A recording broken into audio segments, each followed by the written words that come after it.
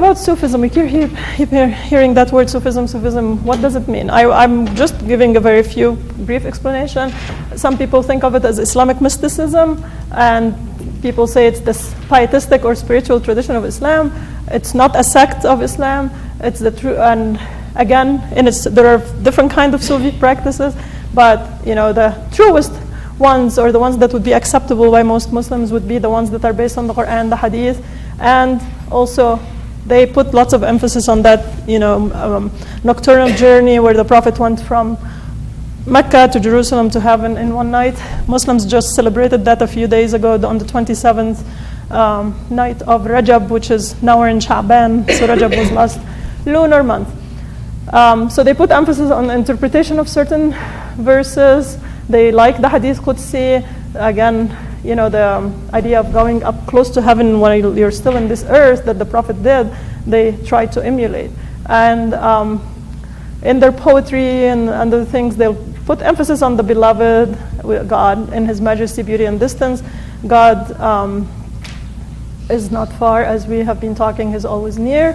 And as you already know, God is near to every human being. Then His own jugular vein, and that comes from Quran. It's a surah called Qaf, which is for the letter Q actually in Arabic, and it's chapter, verse or ayah 16. Okay. So again, Sufis would look to the throne verse, which you would have come across, and see like deeper meaning in it. The light verse, the Surah Al-Najm, which in Arabic, Najm means star in English, and also the story of Moses and the Khidr, whereby Moses was traveling, and with all the knowledge he had, he found somebody else that had more knowledge from him, and he wanted to learn from him. Okay, the early Sufis are thought of to have been zahid. Yazhad means to give up on the world, don't want to accumulate wealth. And the idea became that, when Khalid will talk about Islamic history and how Islam spread, and at first people, were living within their means, and then they acquired so many territories, and Muslims, had an empire. So many people became wealthy. And then start, the same way that we go out and buy cars and buy big houses and so on. They start acquiring, luxurious items. So some people start saying, this is not really, what Islam should be about. So it's sort of like St. Francis of Assisi giving up his, father's wealth and putting on a coarse robe and going out and being a mystic. So it's said that that's how mysticism in Islam or asceticism started. And so they shun the world and its pleasure.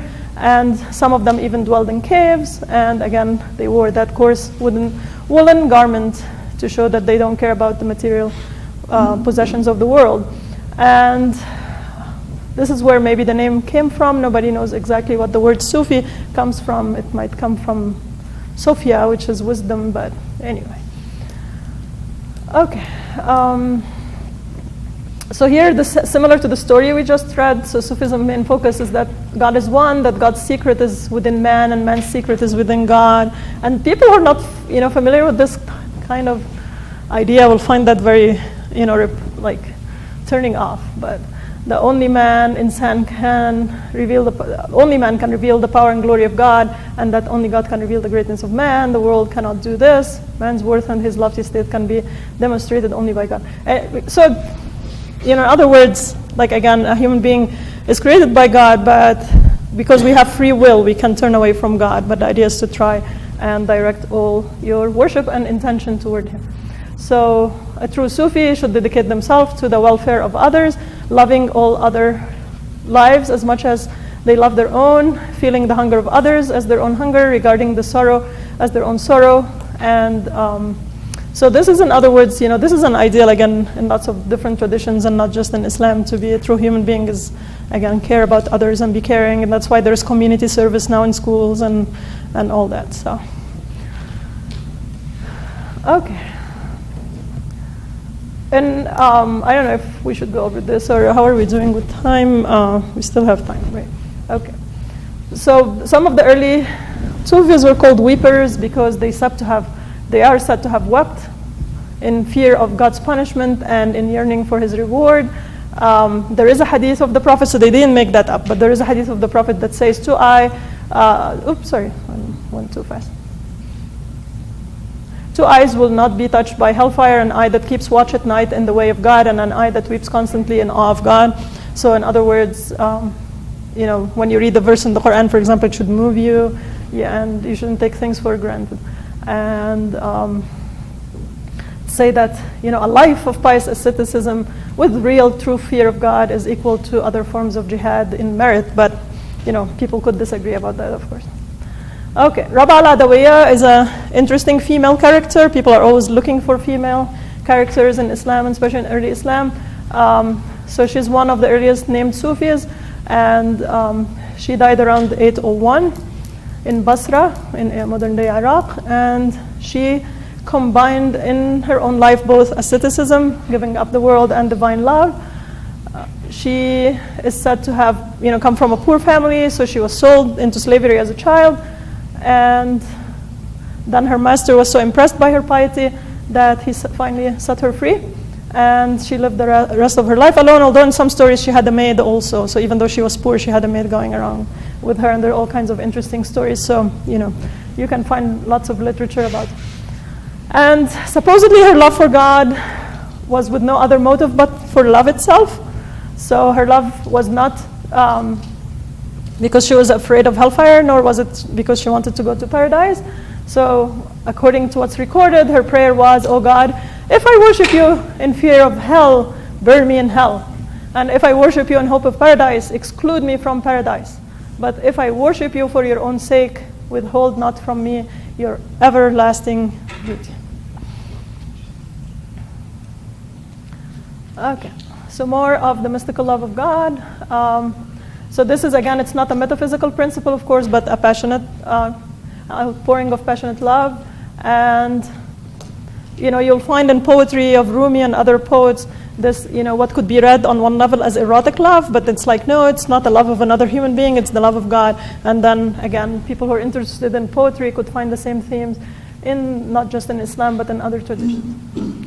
But it's, Rabia is credited with the first person to have introduced this language of Islamic mysticism, or this language of love, into Islamic mysticism. Okay. And she loved God with 2 loves, a passionate love, Hawa, and the spiritual love worthy of Him alone, both of which came to be important expression of God love. She refused to get married because she thought, so it's sort of, nuns who give up this world and do good and refuse to marry. Okay. But one has to always be, when you hear the language, and some, traditional Muslims, when I teach Islam and we talk about Sufism, my students sometimes get offended who are raised Muslims as like, oh, those Sufis are crazy people, they're the ones who twirl around and do nothing else. And because sometimes the language, it gets mixed up. And so like when they say they want to achieve union with God on this earth, like what does that mean? That might sound offensive to some people, but it's just like, again, that your object, the most important, object of your love and desire should be God and not the worldly things. But on the other hand, in Islam, the idea of, to be a monk or something is not encouraged. And in Islam, everybody is encouraged to get married, unless, of course, there is a reason for them not to get married. If they're going to harm their spouse, not rather than benefit them, because marriage should be a mutually beneficial relation of, being outer garments for each other, as you learned yesterday. So if you're not capable of that, then don't do it. Yes? What you were just talking about, your students saying, oh, those crazy Sufis. So like in a strict Islamic place like Saudi Arabia, for example, would there be a space for the dervishes? Underground. But not all Sufis are twirl around. This is just one kind of Sufis, and we'll see a picture. But those are the ones who came out of, a certain... they came out of Rumi, I guess. Right. But he didn't practice that when he was in his lifetime. It was something that several centuries later they looked back and then they thought like, okay, when we put our hand like this and this other hand like this and twirl around, we're bringing the grace of heaven to earth. But not all Sufis practice like that. Some do what they call the silent dhikr. They just will sit and read meditate within themselves, and some will do it in groups. And But just the idea, because in modern times, Sufism is not encouraged in most Muslim countries. So people have, even myself, like my name is Darwish, that's my last name. And what does that mean? It's dervish. So dervish, again, is the guy who twirls around. So when I was little, I for years I was ashamed of my name, actually, because it's like people say, oh, you're Darwish, because you give up the world and you're going around like in ecstasy and so on. But then the self-confidence in my name was restored in 5th grade when I discovered that there was another family in the school with the last name Hashish. And I decided that Darwish wasn't too bad. So anyway, so this idea of mystical, but not everybody twirls around. Now in Egypt, they do it, for example, for entertainment. So we were in Egypt this past winter, and I had totally forgotten about the Darwish who comes and twirls and twirls and twirls, and we can find probably a dance on. He's not doing it for communicating with God. It's just to show how he can twirl around for 20 minutes without losing it, and it was really amazing. But anyway. So some people want to achieve this mystical ecstasy, but anyway, not everybody probably does. The idea of as was mentioned, earlier, like dhikr is remembrance. So the idea of a Sufi could be also, if the Quran itself is called the remembrance. So the idea is to like always remember God and not get, distracted and do everything else, and forget about God. So there is a hadith, which I don't know now, which we put in this here or not, that goes to the effect, if I say it and then we find it in a slide, forgive me. Live in this world as if you're living forever and work for the hereafter as if you're dying tomorrow. So in other words, always maintain this balance between, yes, we're all humans, we all love to live a comfortable life if we can, why not? But at the same time, always remember also that, this life is not lasting, so you have to be prepared for the journey, for the next journey. Because everybody ends up, departing from here. So, is there anything in this slide that we should go over? Okay, so the last point is the major concern of a Sufi is then to be detached from that which is transitory and which distracts a person from spiritual progress. In order for one to stop being distracted constantly by the mundane aspects of life, one needs a way to deflect the mind from thinking about such matters. Okay. I have a question. Yes. When Sufis perform ritual Twirling, they one hand up, one hand down, facing down. Can you tell me what that means? Mm-hmm. Yeah, I said like it's to bring the grace of heavens to earth. So I didn't hear you the first time. Bring the grace from heaven to earth. Gotcha. So like you're connecting with God, through this movement. Okay, And then gotcha. Yeah. Okay, crystallization of Sufism. Okay, so although aesthetic mysticism contributed substantially to the intellectual and spiritual maturity of Sufism, it was too esoteric for the masses and highly suspect for the religious establishment. So always, the Sufis were always suspect. It was too hard for most people, leave your wife and go live in a small room on the top of one mosque. But like lots of Muslim architecture from 13th century and so on had a place for Sufis to go and, take shelter for extended period of time.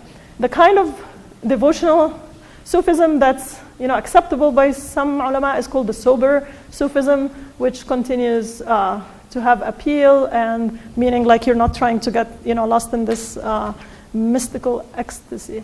And lots of ulama, interestingly, might practice one kind of dhikr or another. Okay, and here is just a picture for the fun of the picture. People sitting, being fanned and discoursing probably about, originally Muslims would sit in a circle and discuss things that way.